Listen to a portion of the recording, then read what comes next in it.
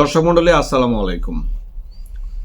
বাংলাদেশে যখনই কোনো মহিলা বা মা গর্ভধারণ করেন তার পরিবার থেকে চাপ আসে চাকরি ছেড়ে দেওয়ার জন্য। আজকে এটি নিয়ে কথা বলবো। আসসালামু আলাইকুম, আমি ডাক্তার ফেরদৌস খন্দকার। আজকের বিষয়টি খুব সেন্সিটিভ একটি বিষয়। আমি আমার অভিজ্ঞতা থেকে দেখেছি যে যখনই বাংলাদেশি বংশোদ্ভূত কোনো নারী গর্ভধারণ করেন পরিবার থেকে চাপ আসে চাকরি ছেড়ে দেবার জন্য। আসলে গর্ভধারণ কতটুকু স্বাস্থ্যের উপর ঝুঁকি তৈরি করে সেটি নিয়ে আজকে কথা বলবো। দেখুন, প্রথমেই বলে নিই, গর্ভধারণ অবশ্যই একটি খুশির খবর, কিন্তু যখন একজন মাকে বলা হয় যে চাকরি ছেড়ে দাও, তিনি এটি মেনে নিতে পারেন না। কোনো নারী সহজে মেনে নিতে পারেন না। যাই হোক, প্রথমে বলে নিই, গর্ভধারণ যে অবস্থাটি, এইটি কোনো রোগ নয়, এটি একটি প্রকৃতির নিয়ম, স্বাভাবিক একটি পদ্ধতি এটি প্রকৃতির। তারপরও যারা চাকরিজীবী নারী আছেন তাদের এই সেফটি বা নিরাপত্তার ব্যাপারে কিছু কিছু জিনিস খেয়াল করতে হবে। কি কি জিনিস? এই সেফটি নির্ভর করে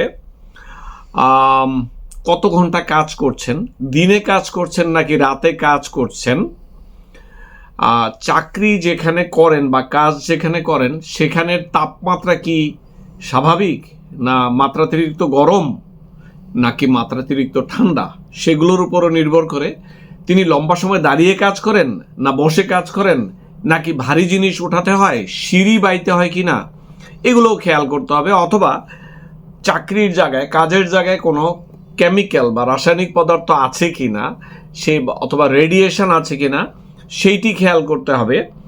এরপর আছে প্রচুর আওয়াজ হয় কিনা, মেশিনের শব্দ, সেটিতেও অসুবিধা হয়। অথবা তিনি কোনো মেশিন নিয়ে কাজ করেন যেটি ভাইব্রেশন হয় কন্টিনিউয়াস, সেগুলো আছে কিনা।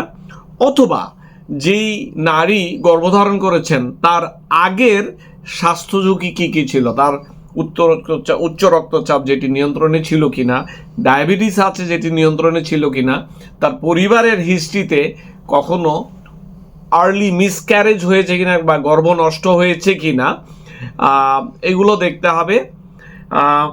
অথবা বহু চেষ্টার পর যে গর্ভধারণের বয়স শেষের দিকে 35 বা 40-এর দিকে যদি প্রথম গর্ভধারণ করেন, সেটিও কিছুটা রিস্কি। এগুলো সব মিলিয়ে কিন্তু ডিসিশনটি হয় এই মা বা এই নারী তিনি চাকরি করাটা কতটুকু নিরাপদ। একটি সমীক্ষায় দেখা গিয়েছে যে সমস্ত নারীরা 40 ঘন্টার বেশি সপ্তাহে কাজ করেন তাদের দেখা যায় যে গর্ভ নষ্ট হওয়ার সম্ভাবনা বেশি থাকে। আবার যারা রাতে কাজ করেন তাদের ক্ষেত্রেও দেখা যায় যে গর্ভাবস্থা সুখকর হয় না। অথবা কোনো নারীর যদি দেখা যায় আগের প্রেগনেন্সিগুলোতে প্রথম দিকেই গর্ভ নষ্ট হয়েছে, অথবা রিকারেন্ট মিসক্যারেজ অর্থাৎ বারবার মিসক্যারেজ হয়েছে, পরিবারে এরকম হিস্ট্রি আছে, তাহলে অবশ্যই সাবধানতা অবলম্বন করতে হবে। আমি যা বলছিলাম একটু আগে, যে রিস্ক ফ্যাক্টরগুলো বলছিলাম, লম্বা সময় কাজ কিনা, রাতে কাজ কিনা, ভারী জিনিস উঠাতে হয় কিনা, সিঁড়ি দিয়ে ওঠানামা করতে হয় কিনা, মাত্রাতিরিক্ত গরম মেশিনের সাথে কাজ করছে বা মাত্রাতিরিক্ত ঠান্ডা রয়েছে, রেডিয়েশন এক্সপোজার, কেমিক্যাল এক্সপোজার, অথবা ডায়াবেটিস, উচ্চরক্ত, এগুলো নিয়ন্ত্রণ নেই, এগুলো যদি থাকে, সম্ভাবনা থাকে, তাহলে হ্যাঁ, আপনার পরিবারের সাথে কথা বলুন, ডাক্তারের সাথে কথা বলুন, তখন সেফলি একটি ডিসিশনে আসা যায়। তার আগে কিছু কিছু জিনিস করতে হবে। সবাই ব্যাপারটি যেন মানবিকভাবে দেখেন। একজন মা যখন গর্ভবতী হয়েছেন, এটি সবার জন্য সুখের খবর।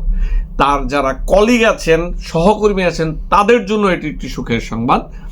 সবাই একটু মানবিকভাবে দেখলে, এই মায়ের পাশে যদি একটু স্মাইল দিয়ে পাশে দাঁড়ান, এইটি কিন্তু একটি বিশাল বড় সাপোর্ট। এই জায়গাটায় আমরা হেরে যাই। মাকে ডিসিশন নিতে দেন যে কি করবেন তিনি, কিন্তু কানের কাছে পুনপুন করে তাকে একটি মানসিক যন্ত্রণার মধ্যে দিয়ে যেন আমরা যেতে না দিই। আর প্রয়োজনে কাজের জায়গায় যদি এইরকম এক্সপোজারগুলো হয় রিস্কি, তাহলে মালিক হিসেবে আপনার আমার সবারই দায়িত্ব আছে একটু বেটার অ্যাসাইনমেন্ট, অফিস কাজ বা আরেকটু হালকা কাজ দেয়া যায় কি না, সেইটি দেখতে হবে। মা এবং পরিবার তাদেরকে দেখতে হবে যে সরকার বা লোকাল নিয়ম আইন কি বলছে সেটির দিকেও একটু খেয়াল রাখতে হবে। আপনার রাইট আছে, এখন কিন্তু আপনার রাইট অধিকার প্রোটেক্টেড। সবাই মিলে আসুন এই মায়ের কষ্টটুকু একটু শেয়ার করি, তাহলেই দেখবেন এই মা সুস্থভাবে সুস্থ মনে ডিসিশনটি নিতে পারবেন।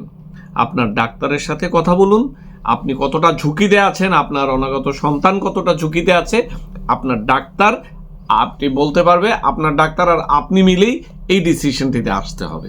ভালো লাগলে শেয়ার করুন। এতক্ষণ আপনাদের সাথে ছিলাম আমি, ডাক্তার ফেরদৌস খন্দকার।